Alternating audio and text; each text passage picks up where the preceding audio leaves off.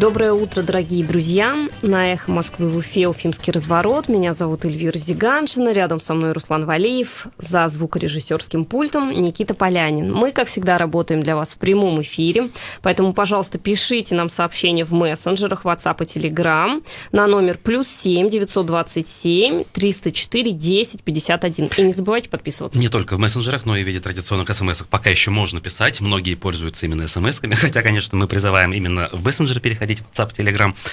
Да, друзья, доброе утро. Сегодня у нас уже 29 декабря, год заканчивается. Буквально вот у нас предпоследний день рабочий в уходящем году. Завтра мы еще встретимся в развороте и в программе «Персонально ваш». Вот. Несмотря на то, что мы думали, что эта неделя будет совершенно тихой и не насыщенной на события, это не так. По крайней мере, вчерашний день был полон событиями. Да и сегодня мы ждем как минимум пресс-конференцию Радия Хабирова большую. Впервые в истории она случится за время его работы здесь. Вечером в 7 она будет в прямом эфире на республиканских телеканалах. Сам туда собираюсь.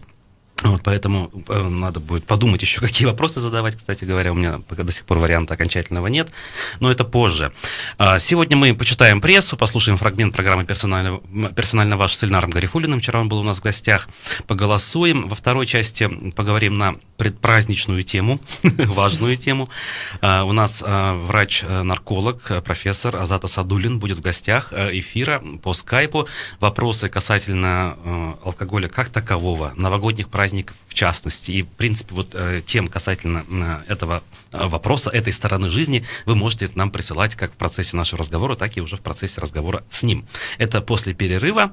А пока начнем обзор прессы. Начну с десятков публикаций, которые вышли в государственных СМИ республики, и посвящены они были выходу Рауфы Рахимовой из состава Совета по правам человека при главе Башкортостана. Казалось бы, что с такого сверхвыдающегося случилось? Ну, наверное, неожиданно, наверное, где-то это все-таки событие, о нем писать нужно, но то, как это было подано по итогу дня в многочисленных государственных СМИ, конечно, вызывает вопросы. Итак, по порядку. Рауфа Рахимова около 13 часов 30 минут отправила в чат Совета по правам человека, куда я тоже вхожу, свое заявление, уведомила нас, то есть коллег, о том, что собралась выходить из этого самого совета. Еще через час с небольшим в чате появился указ главы республики, который, в общем, он подписал. Там, правда, тут четкого времени нет, но в чате он появился позже, как я уже сказал. В указе просто сказано, что Радия Хабиров выводит Рауфу Рахимову из состава совета без там указания особых причин и без упоминания того, что она сама об этом попросила. Вот, но по ее словам, просьба была именно ее, она ее вынашивала давно, еще после событий на Куштау, и главным аргументом как раз послужило то, что Совет по правам человека особо не высказался, официально не высказался по поводу тех самых событий в августе месяце. И, в общем, бездеятельность Совета как такового, сейчас я вот обобщаю примерно ее слова, привела к тому, что она вот разочаровалась в его существовании, в своем участии в Совете и решила из него выйти. Ну, здесь можно по-разному, да, комментировать, поддерживать, не поддерживать, мнений множество, в соцсетях все это дело бурлит, но государственные СМИ стали об этом писать примерно в таком духе. Я вот сейчас открываю совершенно случайно одной из СМИ, например, «Молодежную газету», хотя и районные газеты, и муниципальные газеты об этом писали. Тут основная мысль какая? Как сообщила журналистам пресс-секретарь главы Башкортостана Диана Ихсанова, причиной вывода Рауфы Рахимовой из состава СПЧ, подчеркиваю, стало неоднократное нарушение этики члена Совета. Ну, здесь я должен прокомментировать, как, во-первых, председатель комиссии, в которую Рауфа Рахимова входила, комиссия по гражданским правам и гражданской активности. Ни разу мы вопросы этики в составе своей комиссии не обсуждали, ни относительно ее, Рауфы Рахимовой, ни относительно кого бы то ни было. Совет в целом тоже комиссию по этике так и не сформировал, хотя были пожелания от некоторых его членов, точнее, эту комиссию сделать, но это всегда касалось не Рауфы Рахимовой, а некоторых других наших коллег, которые благополучно продолжают состоять в Совете. То есть внутри Совета ничего касательно этики не было. Но вот здесь почему-то возникает этот вопрос. Да? Это утверждение даже возникает со стороны официальных СМИ, которые, как я уже сказал, растиражировали в большом количестве это сообщение. Вот я уж не знаю, насколько можно верить этой информации, но, еще раз подчеркиваю, от нас ничего подобного не исходило. Стопроцентных доказательств, что сначала было ее заявление, а потом указ главы республики, у меня, к сожалению, нет. То есть я не видел, да, и не присутствовал в моменте, когда Ради Хабиров этот указ подписывал. Но как-то вот оно все складывается таким образом, плюс еще институт репутации, наверное, имеет значение. Я имею в виду репутации вот этих СМИ многочисленных, муниципальных и государственных, которые, когда что-то публикуют под одну дудку, и что-то это происходит неожиданно и резко, и массово, всякий раз вот именно к этим публикациям, которые к журналистам отдельно взятым, как правило, не относятся, возникают вопросы. И возникает следующий вопрос, а зачем это нужно было, да, когда... В общем, рядовое вполне событие, которое может случиться сегодня, завтра может случиться с кем-то другим.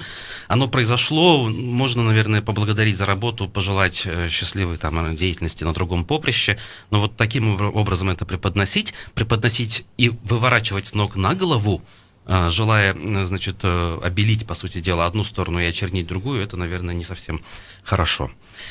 Выводы, как говорится, делать вам.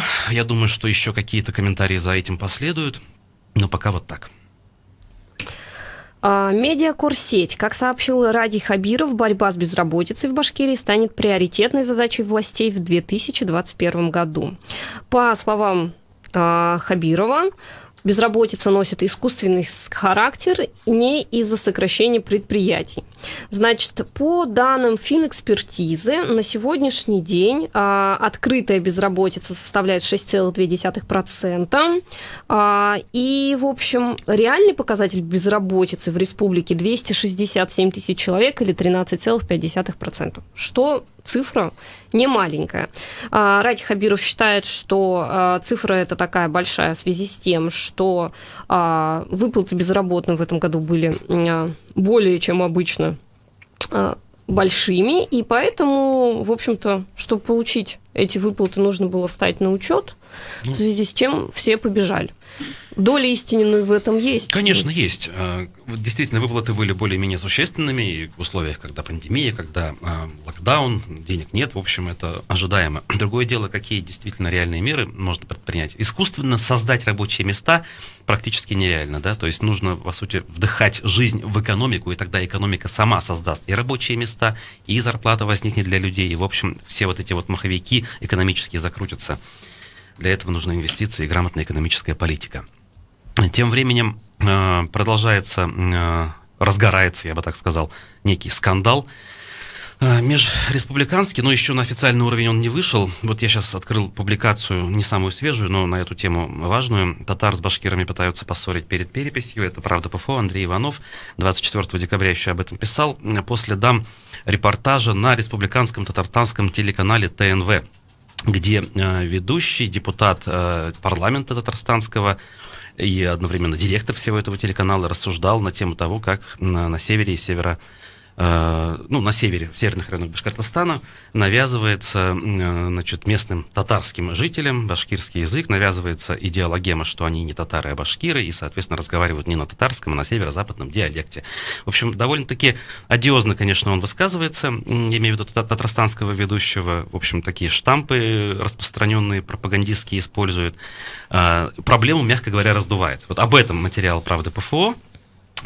Вопрос, мягко говоря, дискуссионный, и в нашем эфире, в наших интервью не раз тема поднималась, и, наверное, сейчас точно уж не мне судить, кто в этой истории окончательно прав, но то, как вот это дело преподносится, конечно, расстраивает меня, потому что действительно это вносит вот эту вражду, рознь, хотя, может быть, вот Эльвира считает, да, что эта проблема высосана из пальца, и никакую вражду она не вносит, и это все полная ерунда.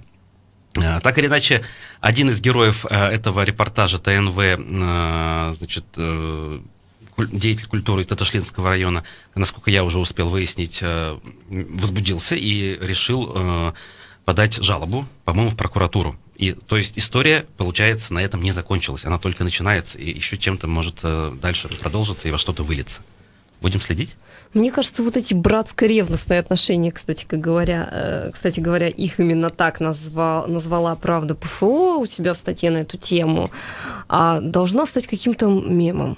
Точка. Ну, потому что, мне кажется, вот этот житель Татышлинского района, он, собственно, возбудился-то больше от того, в каком контексте его по телевизору показали.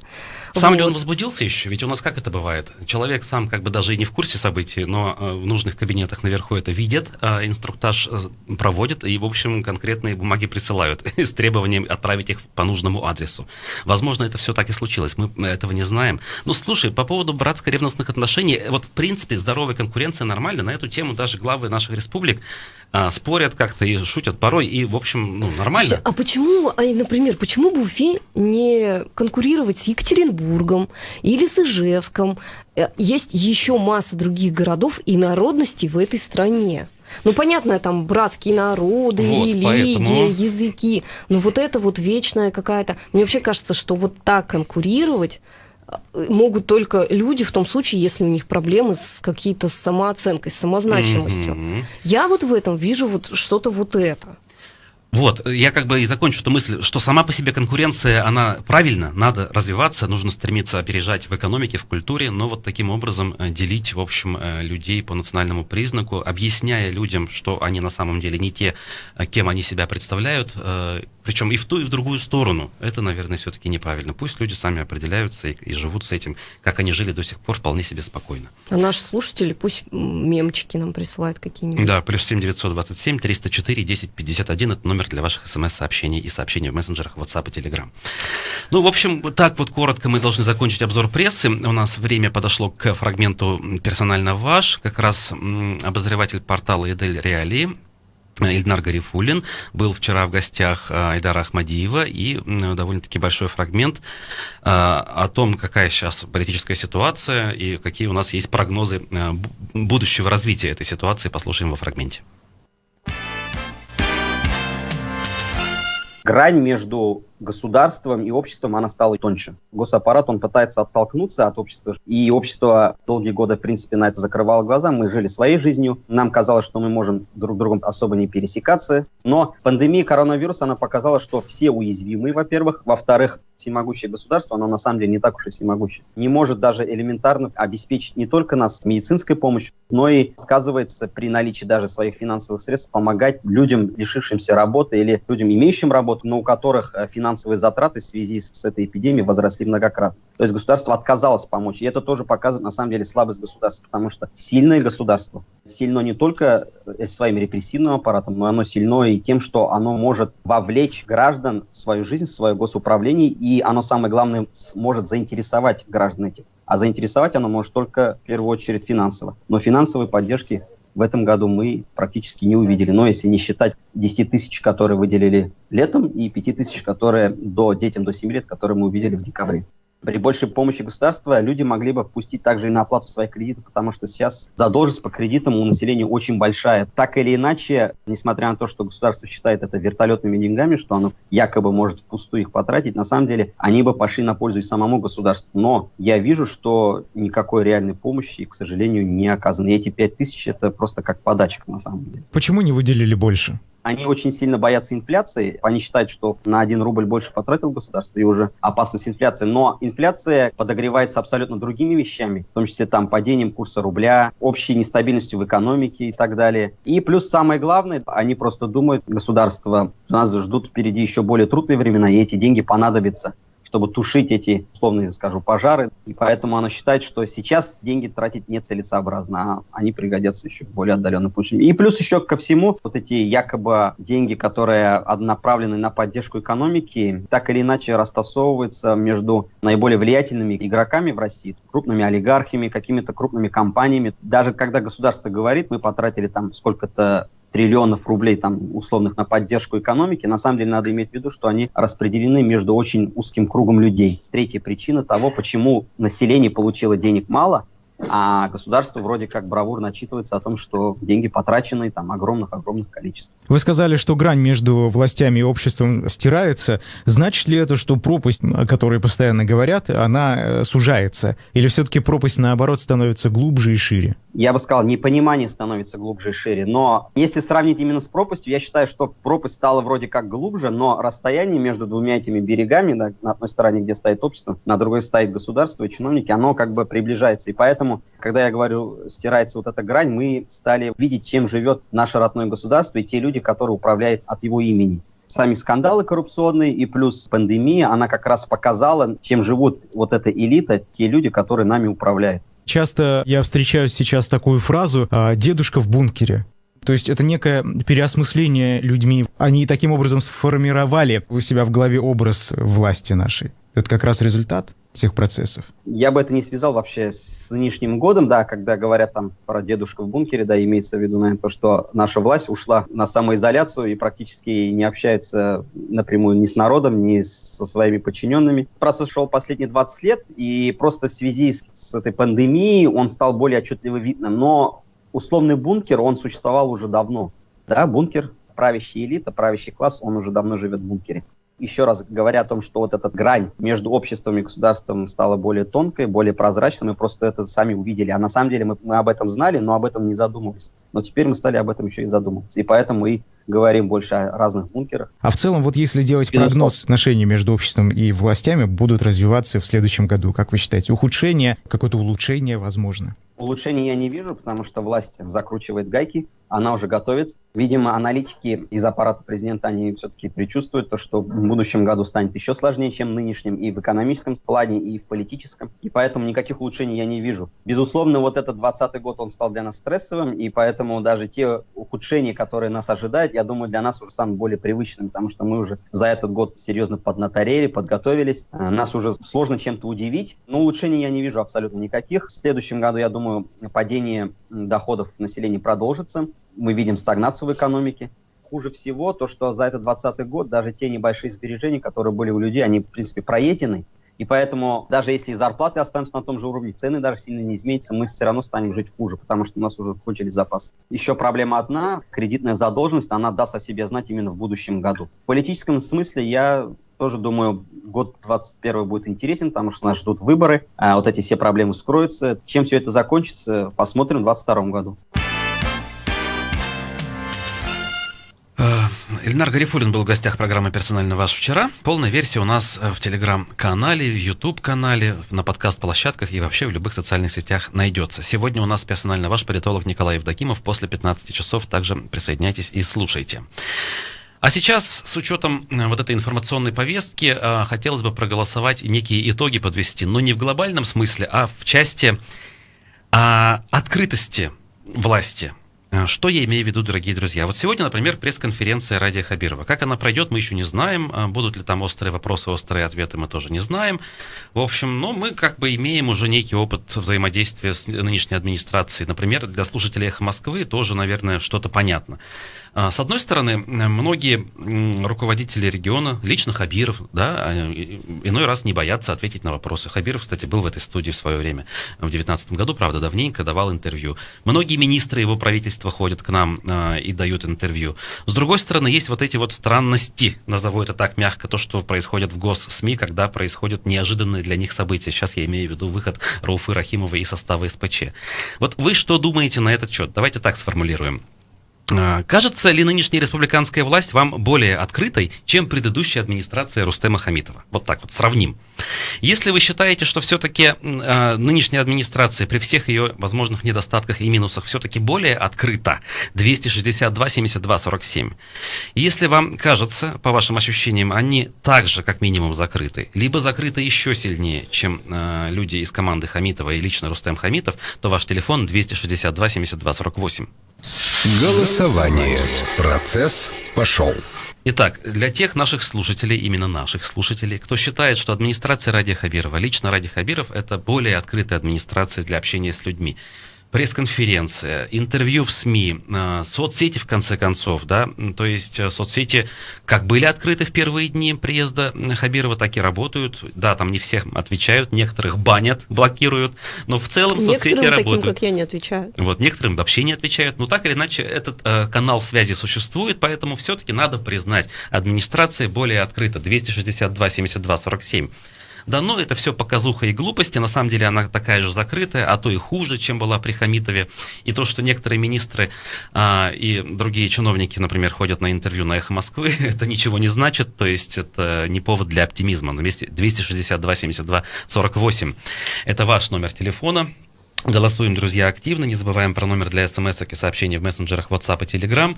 Через 20 секунд подводим итоги голосования. Еще не поздно выразить свое мнение в ту или иную сторону. Если администрация Хабирова вам кажется более открытой, 262 72 47. Если она кажется более закрытой, информационно прежде всего, 262 72 48. Итак, цифры у нас очень очевидны, хотя я, в принципе, ждал немножко другого результата.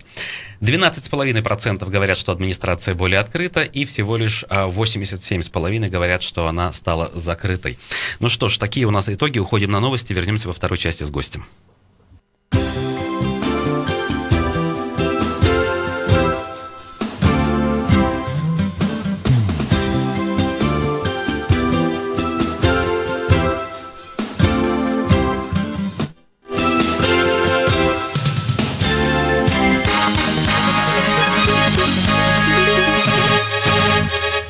В Москве 6:30. Здравствуйте, в студии Алексей Гусаров на Эхе Новости.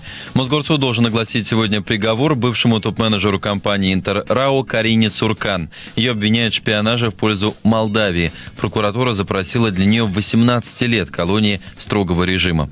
Правозащитница и журналистка Зоя Светова ранее в нашем эфире высказала абсолютную уверенность в невиновности Карины Цуркан.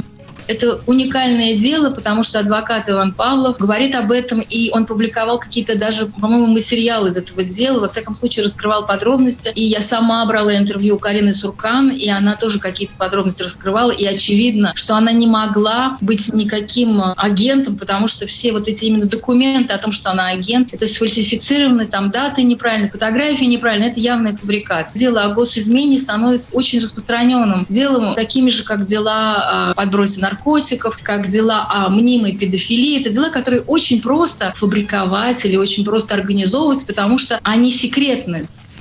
Зоя Светова связывает большое количество сфальсифицированных дел о государственной измене с желанием силовиков продвигаться по службе, при этом не тратить силы на поимку настоящих шпионов.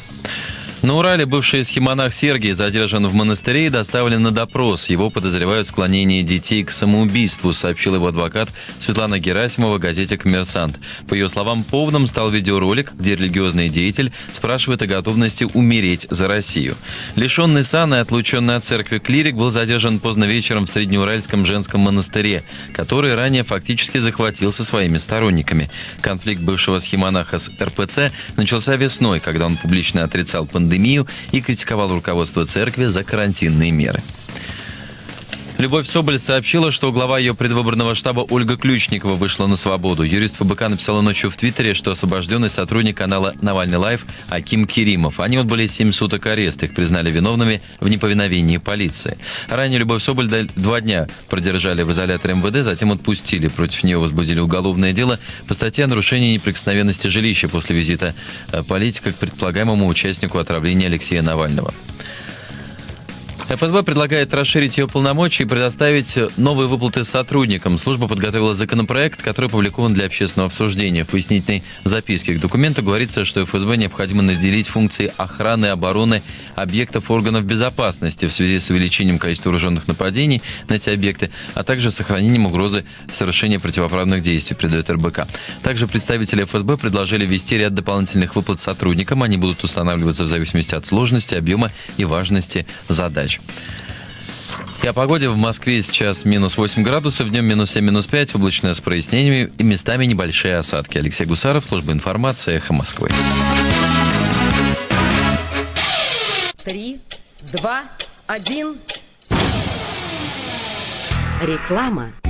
29 декабря вместе с гостем студии «Эхо Москвы» в Уфе, заместителем гендиректора по организационной и кадровой политике башкирской содовой компании Рустемом Басыровым обсудим программу повышения благосостояния трудового коллектива на ближайшие 5 лет. Слушайте эфир во вторник в 13:45. Башкирский государственный театр кукол приглашает. Старушка Шапокляк задумала осуществить очередную злодейскую шалость и похитить Чебурашку. Но верные друзья Карлсон и бременские музыканты спешат ему на помощь. Ждем вас каждый день со 2 по 8 января на новогодней сказке «Верные друзья». Начало в 11, 14 и 17 часов, категория 0+. Открой для себя журнал «Дилетант». Узнай о правителях и полководцах, о великих художниках и музыкантах, о писателях и поэтах. Ознакомься с историей в комиксах и карикатурах. Стань интересным собеседником. Прочитай о новинках кино и литературы. Выясни, куда сходить и во что поиграть. Покупай журнал «Дилетант» в гипермаркетах и киосках печати нашего города. Для лиц старше 12 лет. Телефон рекламной службы «Эхо Москвы» в Уфе. 216 35 99. Будет реклама, будет и эхо. На то мы и партнеры.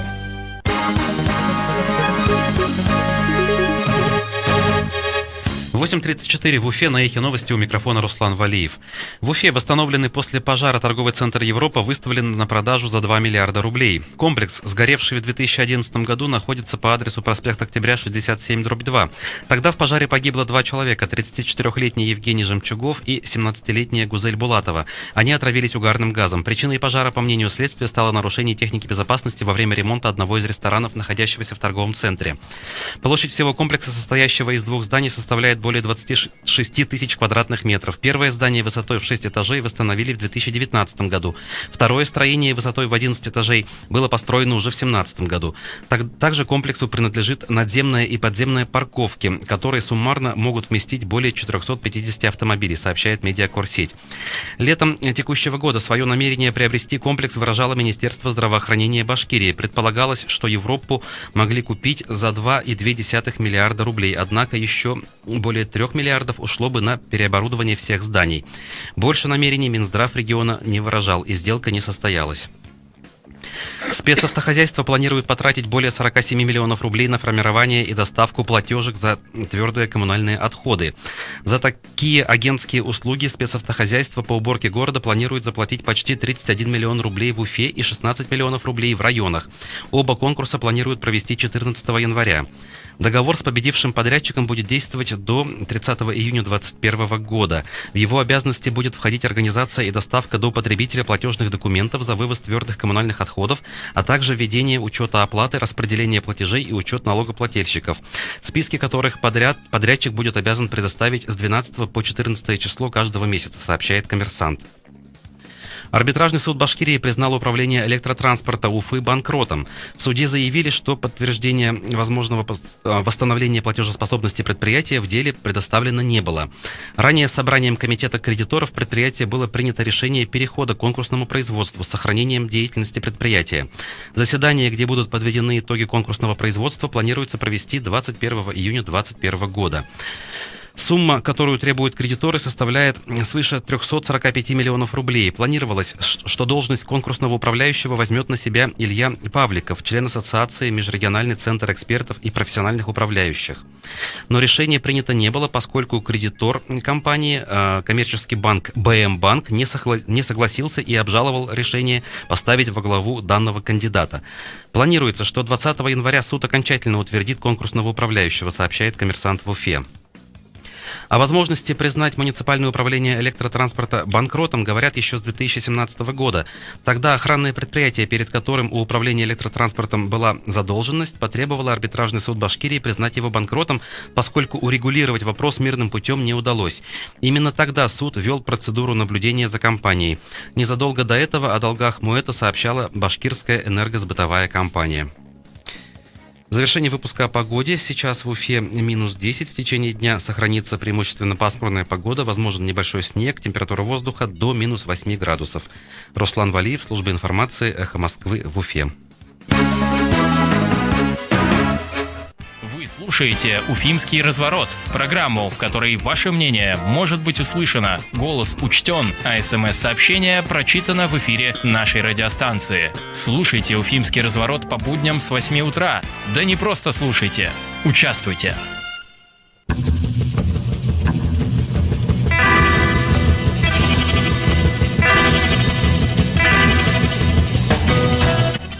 Продолжаем уфимский разворот. В прямом эфире «Эхо Москвы» в Уфе Руслан Валеев и Эльвира Зиганшина. Я напоминаю, номер для ваших сообщений в мессенджерах WhatsApp и Telegram, а также смс-сообщений можно нам просто писать +7 927 304 10 51.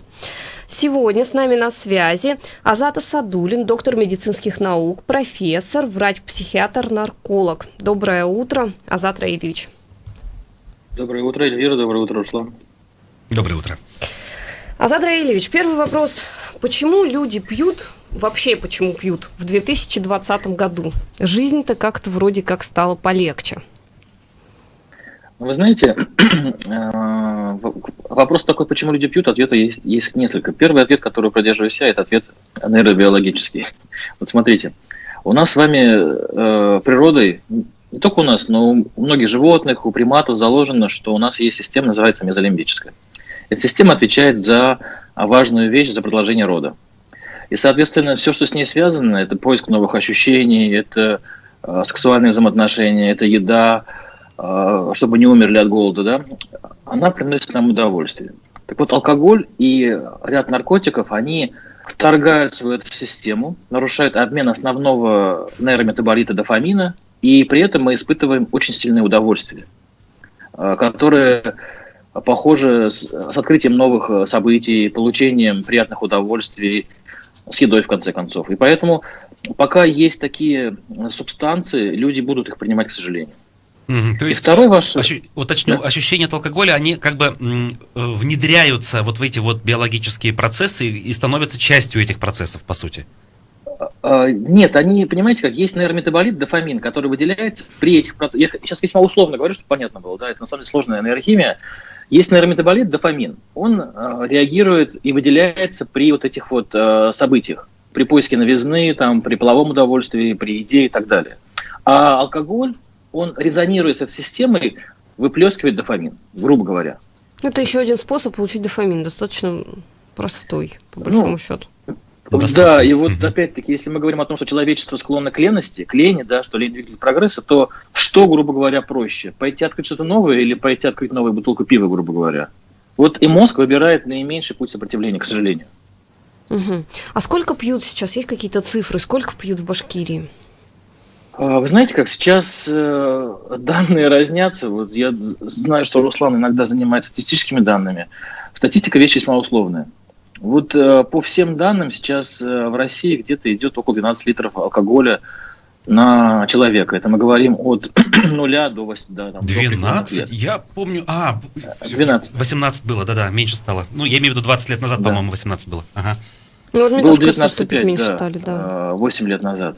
Вот. И на самом деле, вот сейчас мы отмечаем, что уровень приема алкоголя и уровень тяжести поступающих нам пациентов, он все-таки снижается. Пациенты стали более мягкие. Вот даже тот факт, что у нас в этом году не было ни одной смертности, это подтверждает то, что либо повышение качества нашей работы, либо то, что пациенты стали мягче. И потом, знаете как, вот я человек, работающий в сфере научно-доказательной медицины, и я придерживаюсь скажем так, авторитета публикаций. И вот последняя публикация, которая была в июне этого года, в марте этого года, и потом была повторно в июне в журнале The Lancet, это журнал, скажем так, Библия для всех ученых, там опубликовано, что алкополитика России, она является одной из передовой, в том числе на нее дают ссылки и примеры для стран, которые хотят снизить уровень потребляемого алкоголя. Угу. А в чем это, кстати, проявляется? Ну, помимо простых вещей, там, вроде ограничения времени продажи, есть еще какие-то полезные навыки и практики? Да, вы знаете, на самом деле есть очень много рекомендаций, которые даны в ВОЗ, я сейчас всех их не перечислю, просто буквально пробегусь. Прежде всего, и самое важное, это основное, это повышение первичной инициации. То есть сейчас, во-первых, это связано с тем, что молодежь становится взрослой гораздо более позже, нежели, допустим, даже в период нашего развития, до 80-е годы. Вот, и поэтому сейчас одно из требований ВОЗ – это ограничить алкоголь до 21 года. Это первое. Второе, конечно же, совершенно правы, это снижение времени продажи алкоголя. Вот. Есть очень много исследований британцев, канадцев, которые показывают, что снижение на час розничной продажи алкоголя снижает криминальную нагрузку на 5-8%. Интересный момент вы озвучили. Молодежь становится взрослой позже. В смысле, процесс обратно пошел? Вот эта акселерация, которая была в наше время, она сейчас приостановилась и в обратную сторону развернулась? Тут очень много моментов. Во-первых, это увеличение времени жизни. Во-вторых, это гораздо более позднее взросление. В-четвертых, наверное, то, что сейчас для молодежи гораздо меньше проблем, которые заставляют их более тщательно и более раньше принимать взвешенные решения. И вот весь мир, ВОЗ отмечает, что даже если вы знаете, сейчас увеличили возраст молодости до 45 лет, так что мы с вами еще очень, очень даже юноши.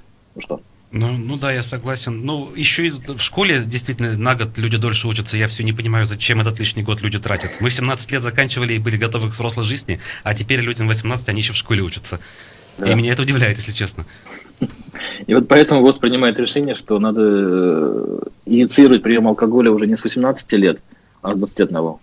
А что нового в изучении болезни вот такой, как алкоголизм? Я имею в виду в плане доказательной медицины. Какие-то новые веяния, новые способы лечить. Может быть, сейчас как-то запрещены вот эти все околошаманские, там, я не знаю, ритуалы кодирования и вот эти вот околонаучные акты? Вы сейчас наступаете на мою больную мозоль. Я с моим учителем Евгением Николаевичем Крупицким, это топ-3 наркологов мира, давно уже это... Не то, что осознали, мы пропагандируем то, что пациента надо уважать. Пациента надо ценить и адекватно на равных с ним объясняться. Без всяких обманов, без заблуждений, без принуждения, без склонений. Потому что это примитивно, неэффективно. И вот сейчас, если мы с вами понимаем, что алкоголизм – это болезнь мозга, это нарушение нейробиологической платформы, то, конечно же, первая задача – это постараться ее восстановить, либо ее сгладить. Грубо говоря, если у человека нет ноги, она не вырастет. То есть нужно сделать что? Нужно сделать качественный, хороший протез. Вот тут то же самое. Сейчас одна из задач, это уже продвигает и NIDA, это Национальный институт исследования наркозависимости, и FDA, это американские центры по исследованию лекарств и пищи. Вот. Вы знаете, как сейчас идет все-таки настрой на то, чтобы вводить вещества, фармакотерапию, которая помогла бы человеку быть комфортно, жить спокойно, в то же время, чтобы у него было гораздо меньше позывов к приему алкоголя. Ага, у меня вот в связи с этим вопрос. То есть, а как вы относитесь к рехабам, где, я так понимаю, медицинские препараты не дают вообще и занимаются, например, трудотерапией люди? Насколько это эффективные рехабы и как вы считаете, куда правильнее человеку с алкоголезависимостью обращаться все-таки к докторам или в рехабы? Да, такой сложный вопрос. Реабилитационный центр рехаба – это вообще интересная модель на самом деле, если она правильно работает. Опять-таки, все, что правильно работает, то интересно. К сожалению, тут опять-таки есть огромнейшие перегибы, и под видом так называемых рехаб-центров существует очень много полулегальных, полузаконных, а то и вообще незаконных концепций, которые оказывают буквально формат передержки. Я сейчас не говорю про всех. Среди них есть центра, которые оказывают и эффективную помощь в том числе. Вот. Но вопрос в том, что как в Америке, как в Европе, так и у нас нету реальной, стопроцентной эффективной терапии того, чтобы человек не стал пить. Кому что удобнее? Кто выбирает фармакотерапию, официальную медицину? Кто выбирает частных наркологов? Кто выбирает те же самые рехабы? Но опять-таки, вот, по моему мнению, я очень много с ними работал, когда исследовал. Подавляющее большинство, к сожалению, работает не совсем корректно. Ну, то есть физически на людей воздействует, можно сказать, издевается, да, вот это вот все. Ну, знаете, как эти вопросы должны решать не врачи, а правоохранители больше, потому что я в рамках своего поля, я больше смотрю за дизайном терапии, за концепцией лечения и каким образом пациент идет к трезвости. Нет, я немного про другое. Я даже если взять рехабы, где не издеваются, а где вот, допустим, то есть это зона свободная от алкоголя, там, от наркотиков, и человек там просто вот он был бездельник и алкоголик, а тут он вот занят, там лес рубит, дом строит. То есть трудотерапия и нет медикаментозной никакой поддержки, насколько это может помочь излечиться, я вот в этом плане. Что может ли только вот смена обстоятельств, скажем так, помочь? Вы знаете, как бы не было странно, иногда это может. Вообще, если мы говорим про 12-шаговую программу AA, то это одна из тех моделей, которая показала свою эффективность в мире. Это одна из тех немногих подходов к терапии алкогольной любой зависимости, алкогольной в том числе, которая показала эффективность в мире и которая применяется во всем мире. То есть, если бы это была фишка неуспешная, то я не думаю, что весь мир бы занимался данным подходом. Просто опять-таки, понимаете, это как выбор машины. Кому-то нравятся грузовики, кому-то нравятся там, не знаю, спортивные машины. То же самое и в подходе к терапии. Кто-то ищет такие центра, чтобы ему было, не знаю, там, пожестче, по-другому он не может. Кто-то ищет, наоборот, хорошие партнерские отношения. Кому-то надо, вот, чтобы его обманули на годик, а он потом годик, типа, там, трезвый посидел, а потом снова даже во все тяжкие ударился. То есть это подход личностный человека, что он ждет, что он ищет. Вот хорошо, когда личностный, когда человек сам выбирает, условно говоря, на рынке из частных предложений. Другое дело, вот сейчас заговорили о возвращении лечебно-трудовых профилакториев позднесоветского периода. По крайней мере, от некоторых политиков такие предложения звучат. Что вы по этому поводу думаете? Вы знаете, Руслан, я на самом старте своей карьеры консультировал, не то что консультировал, был врачом и был в этих вот резвителях, так называемых, да, это вот на самом деле, знаете как, идея сама по себе хорошая, да, то есть человек, который там перепил, а перепить может любую... это сейчас вы о вытрезвителе, я-то спрашивал про профилакторий, ну давайте в комплексе тогда и то, и другое. Ага. Ну, ЛТП я однозначно против, потому что это не вариант лечения, это фактически мы за диагноз наказываем человека, это неправильно. Так, хорошо. Я не думаю, что эту концепцию одобрят, потому что она нарушает права человека. Да, мне кажется, в здравом уме не должно этого осуществиться. Хорошо, и тогда возвращаясь к вытрезвителям. Да, это очень такая болезненная тема, и знаете, как я консультировал на самом деле, да, и был внутри этих вытрезвителей, как врач, естественно, да, как консультант, вот, и столкнулся с тем, что под хорошей идеей о безопасности человека, о том, чтобы он не замерз на улице, да, чтобы его не сбили на оживленной трассе, когда он там идет пьяный, у него выключена кора мозга практически отключена, да, и человек в это время, как в песне Высоцкого, да, гляди привозят, гляди сажают. Концепция хорошая, но исполнение, конечно же, это было ужасное. Вы сами прекрасно понимаете, что там происходило, и я думаю, мнение очевидцев и мнение людей, которые были в то время клиентами этих заведений, да, могут многое рассказать. Это немножко негативный опыт, почему, в принципе-то, их и закрыли. Вот. С другой стороны, вот сейчас... в связи с чем? Да? Открывают-то в связи с чем? Вот сейчас их вернули, можно сказать. Я не знаю. Во-первых, открывают почему? Потому что сейчас... Куда сейчас девают пьяных больных? Да? Их привозят в обычный приемный покой. И они бывают агрессивные, они бывают расторможенные. Очень много врачей, на самом деле, задействованные в этой системе. Вместо того, чтобы оказывать квалифицированную помощь, они занимаются тем, что успокаивают пьяных больных. И такие даже инциденты серьезные были. Помните, там про непреднамеренное убийство врачом было, когда пьяные погибают, да, когда они причиняют вред сотрудникам, ранений и так далее. Конечно же, тема назрела. Не вижу, что если мы будем идти по тем же самым старым лекалам, которые были, и при измененной системе взаимоотношений сейчас людей, которые не стало лучше по сравнению с тем периодом, я не думаю, что будет хороший выхлоп с этого дела. Дай бог, если я ошибаюсь. Ага, а вот давайте нашим слушателям дадим какой-то совет. Дело в том, что у нас зимы-то холодные, и вот если человек идет по улице, видит, пьяный лежит на дороге, я часто сталкивалась, куда звонить? То есть вот подойти страшно мне, например, а оставлять человека жалко. Куда звонить? Вы знаете, на самом деле, в данном случае, вот сейчас в скорую звонить негуманно, да, потому что скоряки вкалывают сейчас по полной вот с пандемией, с осложнениями и так далее. То есть это будет, наверное, не совсем правильно. Тут, наверное, более разумно среагировать через полицию. Все-таки она отвечает за безопасность любого гражданина, неважно, пьяный он, не пьяный. Вот, и далее они уже примут решение, возможно, хотя бы транспортировать его в теплое помещение. Потому что скорая сейчас с этим, я сейчас, может быть, буду немножко, скажем так, груб, но сейчас скорая просто реально завалена, и она сможет быстро оказать данную помощь. Поэтому советую все-таки связываться, наверное, с полицией, с правоохранителями. А во-вторых, посмотреть все-таки стоит. Почему? Потому что вдруг он не пьяный, а вдруг реально человек инсульт. Такие случаи были. Я вот сам не раз, допустим, был, правда, не в Уфе, вот в Санкт-Петербурге шел, смотрю, лежит мужчина, все говорят, что он пьяный, подходишь, у него все признаки инсульта, вызываем скорую, вот, его забрали. Или даже, допустим, сидел в ресторане, внезапно кому-то за столом стало плохо рядом.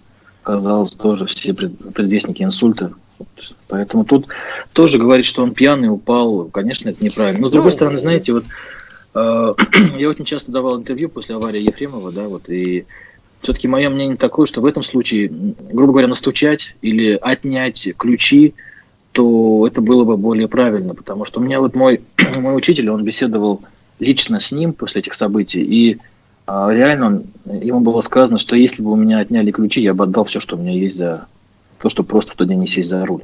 И поэтому, наверное, обращение прежде всего к друзьям, тех, кто с кем выпивает, всякое может быть. Человек может просто перепить, не будучи алкозависимым там, или как-то еще просто перепить.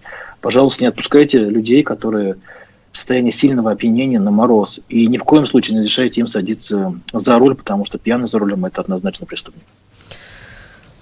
Тяжел, конечно, это вот разговор с пьяными за рулем. Давайте перейдем ко второй части нашей беседы. Она будет более легкая, но не менее важная. Скажите, пожалуйста, существует ли безопасная доза алкоголя? Да, конечно, она есть, она нулевая. Вот. Так что, дорогие наши слушатели... А тут с какой точки зрения безопасная? То есть, для организма, я имею в виду. Ага. А как же мнение о том, что там вот надо выпить бокал вина за обедом? Французы все так делают, и все здоровы, если и так вы далее. Француз, Руслан. Ну, я помню разговор о том, что есть генофонд, который там тысячелетиями формировался, у нас такого нет, поэтому нам это не подходит. Так? Да, лучше пить кумыс. Давайте я быстренько пробегусь по нашим вопросам, у нас не очень много времени. Запивать или закусывать? Вы знаете, ответ прежде всего не пить, а второй – это выбор каждого человека. У всех свои пищевые пристрастия. Принципиальной разницы нет. Нет, абсолютно. Как дольше не пьянеть? А зачем? Ну вот, сел человек за новогодний стол и хочет прям до утра провеселиться. Пусть тогда не пьет, он не опьянеет. Я просто не понимаю вопрос, честно говоря. Если человек хочет выпить алкоголь и получить удовольствие, он опьянеет. Но если он не хочет получить удовольствие и быть пьяным, то он не пьет и не пьянеет. А как же вот эта вот идея, что сначала поешь, потом выпьешь. Жирная пища, какие-то гели и прочее, это же все целый рынок, индустрия для этого существует целая. Да, парадоксальная индустрия, на самом деле. Это человек пьет алкоголь, чтобы получить удовольствие, то есть, грубо говоря, опьянеть. Но при этом он старается не пьянеть, то есть это какая-то амбивалентность получается. Да? На самом деле алкоголь, если попал в организм, он сосется все равно. И не важно, что там гели, там прочее. Просто, понимаете, человек пьет в малых, скажем так, натощак, у него идет очень быстрое всасывание, и он получает очень быстрое опьянение. Если он поел перед этим и сопровождает это приемом пищи, то, опять-таки, это повышает его аппетит, он съедает больше пищи, он выделяется больше соляной кислоты, он лучше переваривает продукты. Вот. Но, с другой стороны, смотрите, алкоголь – продукт, бьющий по печени и поджелудочной железе. Вот жирное и сладкое тоже нагружает данные органы. И поэтому, когда мы с двух сторон, грубо говоря, нагружаем именно эти органы, то они вам спасибо точно не скажут. А как прокомментируете русскую народную традицию выпить в баньку, сходить и потом оттуда в прорубь или в какую-нибудь холодную воду прыгнуть? Ну, в России любят стрессы, конечно, да, но чтобы настолько... Знаете как, вот смотрите, алкоголь расширяет сосуды, да, и дает ощущение комфорта. И поэтому всегда при, допустим, гипотермии, при пониженной температуре человек быстрее остывает и быстрее замерзает. Но то же происходит и при повышенной температуре, допустим, в сауне или в бане, он быстрее перегревается. Поэтому это весьма такой, жесткий, мы любим, конечно, закаляться, но чтобы настолько сильно... это опять-таки пристрастие каждого человек имеет право, кто-то по гвоздям ходит, кто-то в баню после водки. А подскажите, пожалуйста, вот из доказанных способов при лечении, как лечить похмелье, огуречный рассол помогает или это тоже наш народный миф? На самом деле помогает, потому что это концентрат солей, в принципе, то же самое, что мы капаем внутривенно. Я сейчас не призываю капать рассол внутривенно, ни в коем случае. Я знаю, что «Эхо Москвы» слушает очень много людей, и довольно авторитетная, да, радиокомпания.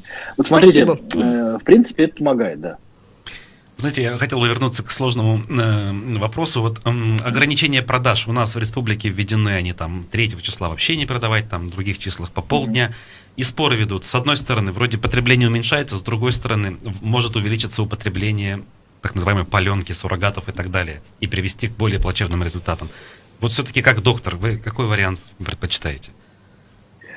Вы знаете как, все-таки я, наверное, за то, чтобы был не локдаун в продаже, да, вот суточный локдаун, а в плане того, чтобы было все-таки ограничение временное, и за то, чтобы было жесткое пресекание и жесткий контроль за суррогатными и за левым алкоголем.